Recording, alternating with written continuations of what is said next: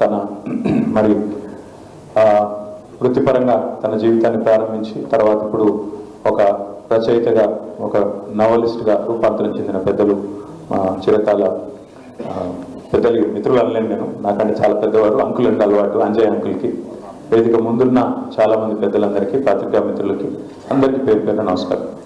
లాస్ట్కి మాట్లాడితే బాధ ఏంటంటే ఇది ఒకదికి ఆకలి అవుతుంటుంది, మీకోది ఓపిక నశిస్తుంటుంది. ఇక్కడ వేదిక మీద ఉన్న వాళ్ళేమో అందరూ ఉపన్యాసకర్తలే, అందరూ కూడా మైక్ ఇస్తే ఎవరైనా కూడా గంట సేపు గనగన మాట్లాడే సత్తా ఉన్న వాళ్ళే కాబట్టి ఎవరిని ఆపలేము, ఏమో వద్దను. సంక్షిప్తంగా ఒక 4 విషయాలు, ఎక్కువ చెప్పను. ఒకటి, తెలంగాణ రాష్ట్రం సిద్ధించిన తర్వాత నిజానికి సంస్కృతి పరంగా, భాష పరంగా తెలంగాణ యొక్క గొప్పదనాన్ని, ఔన్నత్యాన్ని చెప్పుకునే కార్యక్రమాన్ని కొంతమేరకు గంట సేపు గనగన మాట్లాడే సత్తా ఉన్న వాళ్ళే కాబట్టి ఎవరిని ఆపలేము, ఏమో వద్దను. సంక్షిప్తంగా ఒక 4 విషయాలు, ఎక్కువ చెప్పను. ఒకటి, తెలంగాణ రాష్ట్రం సిద్ధించిన తర్వాత నిజానికి సంస్కృతి పరంగా, భాష పరంగా తెలంగాణ యొక్క గొప్పదనాన్ని, ఔన్నత్యాన్ని చెప్పుకునే కార్యక్రమాన్ని కొంతమేరకు చేసుకున్నాం, అందులో సఫలం కూడా అయినాం. ఒక బతుకమ్మ పండుగను కానీ, బోనాల పండుగను కానీ రాష్ట్ర పండుగగా అధికారికంగా జరుపుకున్నాం.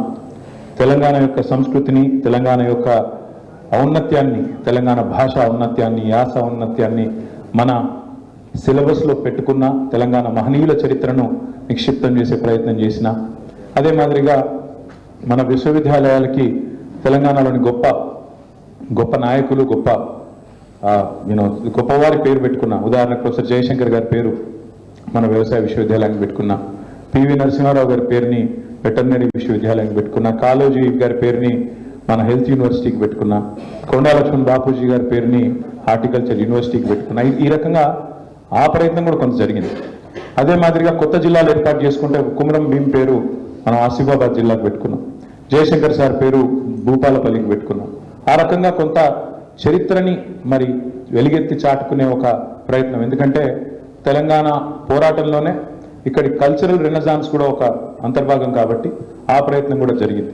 ప్రపంచ తెలుగు మహాసభలు 2వసారి పెట్టుకుందే మనం కేసీఆర్ గారి నాయకత్వంలో హైదరాబాద్లో ఎల్బీ స్టేడియం వేదికగా 3 రోజులు ఘనంగా పెట్టుకొని ఎంతోమంది కళాకారుల్ని, కవుల్ని వారిని పిలిచి సత్కరించి రచయితల్ని గౌరవించుకున్నాం.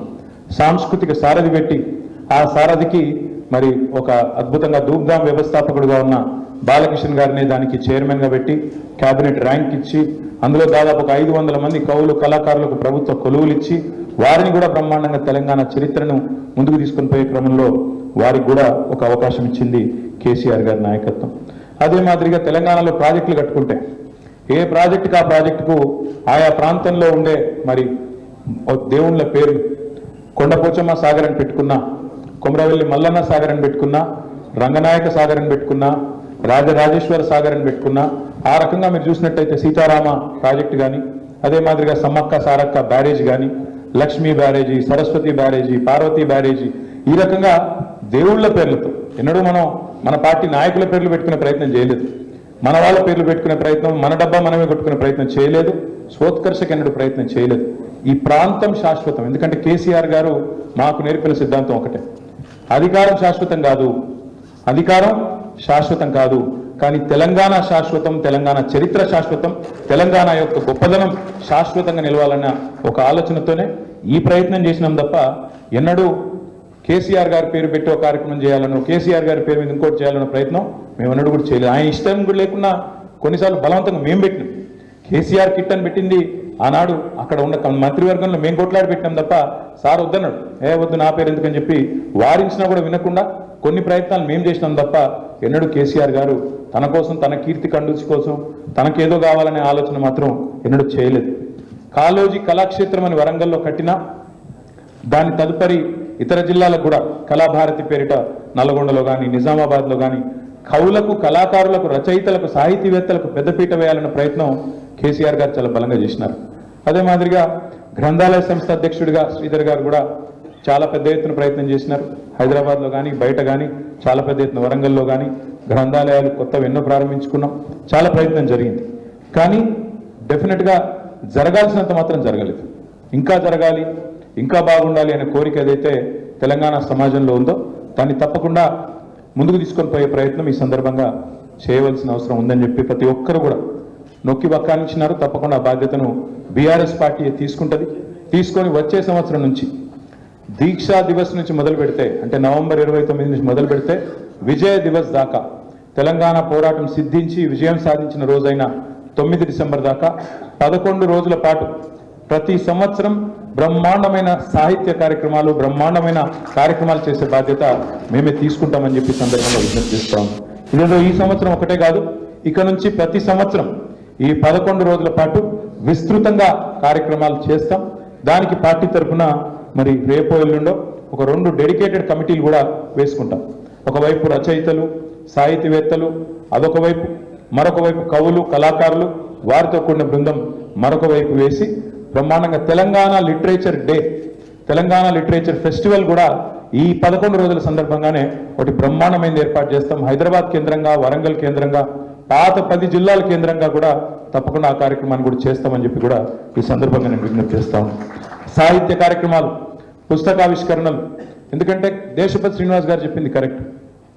సింహాలు తమ గాథ తాము చెప్పుకోకపోతే వేట కుక్కలంటే బాగుండదేమో, వేటగాళ్ళు చెప్పే పిట్టకథలే చరిత్రగా నిలిచిపోతాయని వారేదైతే చెప్పినో, సింహాలు తమ గాథ తాము చెప్పుకోకపోతే వేటగాళ్ళు చెప్పే పిట్టకథలే మరి చరిత్రగా నిలిచిపోతాయని వారేదైతే చెప్పినారో అది అక్షర సత్యం.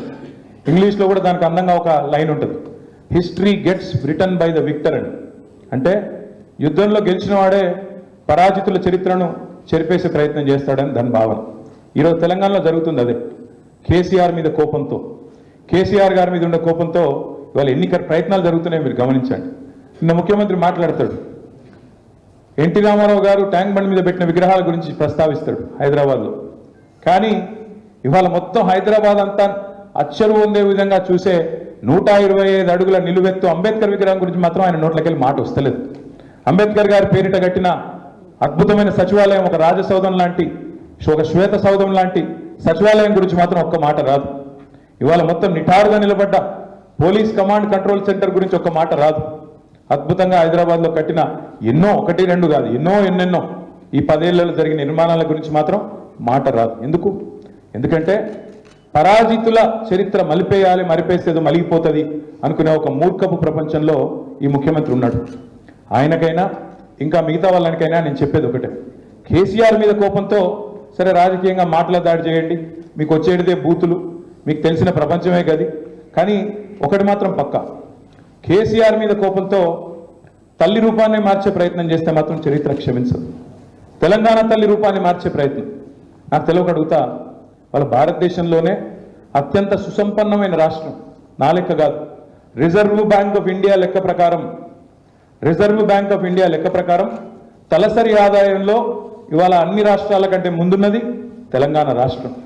అట్లాంటి తెలంగాణ రాష్ట్రం, సుసంపన్నమైన రాష్ట్రానికి తల్లి, తెలంగాణ తల్లి మూర్తిభవించిన ఒక దేవతలాగా కేసీఆర్ గారు, అదేవిధంగా తెలంగాణ ఉద్యమంలోని పెద్దలు ఆనాడు ప్రతిష్ఠించినారు 2007 సంవత్సరంలో. అప్పుడెప్పుడో దాశరథి గారు, ఆ తర్వాత రావెల్ల వెంకటరామారావు గారు ప్రస్తుతించినట్టుగా మా తెలంగాణ తల్లి కంజాతవల్లి అన్నట్టుగా బ్రహ్మాండంగా ఇక్కడి సమాజం యొక్క ఒక ఆశయాన్ని, ఇక్కడి సమాజం యొక్క ఔన్నత్యాన్ని, తెలంగాణ ప్రాంతం యొక్క గొప్పతనాన్ని ఒక ఆస్పిరేషనల్, ఒక వాల్యూగా, ఆస్పిరేషనల్ చిహ్నంగా తెలంగాణ తల్లిని ప్రతిష్ఠించుకున్నాం. ఇవాళ ఈ ముఖ్యమంత్రి ఏమంటున్నాడు, అత్యంత సుసంపన్నమైన రాష్ట్రమైన తెలంగాణ తల్లి, ఈ తెలంగాణ రాష్ట్రానికి తల్లిగా ఉండే తల్లిని కేవలం ఇక్కడి పేదరికానికి, ఇక్కడ ఉండే సమస్యలకు చిహ్నంగా నేను ప్రతిష్ఠిస్తా అని చెప్పి ముఖ్యమంత్రి అంటా ఉన్నాడు. రూపుమాపుతా అంటా ఉన్నాడు, రూపు మారుస్తా అంటున్నాడు. కేసీఆర్ చేసిన పోరాటాన్ని రూపుమాపుతా అంటా ఉన్నాడు. ఇది ఎంత మాత్రం ఆమోదయోగ్యం కాదు. ఎందుకంటే అధికారం ఎవరికి శాశ్వతం కాదు. ఒకనాడు ఇందిరాగాంధీ గారు ప్రతిష్ఠించిన భరతమాతను వాజ్పేయి గారు రాగానే మార్చేయలేదు. అదేవిధంగా భారతదేశంలో ఎన్నో చోట్ల అధికార మార్పిడి జరిగింది. తెలుగు తల్లి విగ్రహ రూపం మారలేదు. అదేవిధంగా కన్నడ మాత పేరిట పెట్టుకున్న విగ్రహం రూపం మారలేదు. కానీ ఇక్కడ ముఖ్యమంత్రి ఎంత కురుసబుద్ధి, ఎంత లేకి వ్యక్తి అంటే కేసీఆర్ మీద కోపంతో ఆఖరికి తెలంగాణ తల్లిని కూడా ఇవాళ మార్చే ప్రయత్నం ఏదైతే చేస్తున్నాడో చరిత్ర క్షమించదు. ఇట్లాంటి మూర్ఖపు పనులు ఎవరు చేసినా తప్పకుండా దానికి ప్రజల ఆమోదం ఉండదు, ప్రజల నుంచి చీత్కారం తప్ప ఏనాటికైనా కూడా వ్యతిరేక భావన తప్ప ఏనాటికి కూడా వీటికి ఆమోదం లభించదు. కాబట్టి ఆ ప్రయత్నం ఇప్పటికైనా విఘ్నతతో విరమించుకోవాలని చెప్పి ప్రభుత్వానికి విజ్ఞప్తి చేస్తున్నాం. ఒకవేళ వాళ్ళకి ఔన్నత్యం కానీ ఒకవేళ వాళ్ళకి పెద్ద బుద్ధి కానీ లేకపోతే ఒకటి మాత్రం పక్క, మళ్ళీ 4 ఏళ్ల తర్వాత ఆ సెక్రటేరియట్లో తప్పకుండా జరగాల్సిన కార్యక్రమం జరుగుతుంది. నువ్వు ఎన్ని కథలు పడ్డా ఎన్ని కార్యక్రమాలు చేసినా తప్పకుండా మళ్ళీ తిరిగి తెలంగాణ తల్లే తన సరైన స్థానంలో ఉంటుంది. ఇలా నువ్వు రాహుల్ గాంధీ తండ్రిని ఎక్కడైతే పెట్టినావో అక్కడ ఖచ్చితంగా తెలంగాణ తల్లి నిటారుగా నిలబడుతుంది, నిన్ను చూస్తూనే ఉంటుందని చెప్పే మాట కూడా ముఖ్యమంత్రికి నేను చెప్తా ఉన్నాను. ఎన్నన్నా చేసుకో, అధికారం నీకున్నది కాబట్టి ఏదో 4 రోజులు సాయుధ బలగాల నడుమ నీ నాటకాలు కొంత సాగుతాయి కొంతకాలం, కానీ ఎల్లకాలం మాత్రం సాగవు. ఇది పక్క. రెండవ మాట, పుస్తకాలు 1 కాదు 2 కాదు వేలు రావాలి, వేలు రావాలని చెప్పి మిత్రులందరూ కోరినారు. మీ అందరికి నేను ఇచ్చే మాట ఏమంటే ఆ బాధ్యత స్వయంగా నేను తీసుకొని వచ్చే సంవత్సరం నుంచి వేల పుస్తకాలు ఎవరైతే అజ్ఞాత సూర్యులు ఉన్నారో తెలంగాణలో తప్పకుండా వారిని వెలుగులోకి తీసుకొచ్చే బాధ్యత కూడా నేను ఈ పార్టీ తరఫున తీసుకుంటా అని చెప్పి కూడా నేను విజ్ఞప్తి చేస్తా ఉన్నాను. ఎందుకంటే ఈ మాట బాధతోనే చెప్తా ఉన్నా. కొంత ఆ మధ్యన ఒక మిత్రుడు డిఎంకే మాజీ శాసనసభ్యుడు హైదరాబాద్కి వచ్చిండు, శేఖర్ అని, సిఆర్ శేఖర్ ఆయన పేరు. వస్తే ఏదో మర్యాద కర్టసీకి నన్ను కలవడానికి వచ్చిండు. వచ్చిన తర్వాత ఏదో పిచ్చాపాటి మాట్లాడుతున్నావు, రాగానే అన్న మీకు పుస్తకాలు తెచ్చినా అన్నాడు. ఏంటి అని చూస్తే ఒకటి బాబాసాహెబ్ అంబేద్కర్ గారిది, ఇంకొకటి మహాత్మా గాంధీ గారి యొక్క మరి జీవితానికి సంబంధించి 2 పుస్తకాలు తెచ్చి నా చేతిలో పెట్టిండు, ఫోటో దిగిండు. దిగినాక కూర్చున్న తర్వాత మరి పుస్తకాలు ఎందుకు తెచ్చినావు బ్రదర్ అని నేను అడిగాను.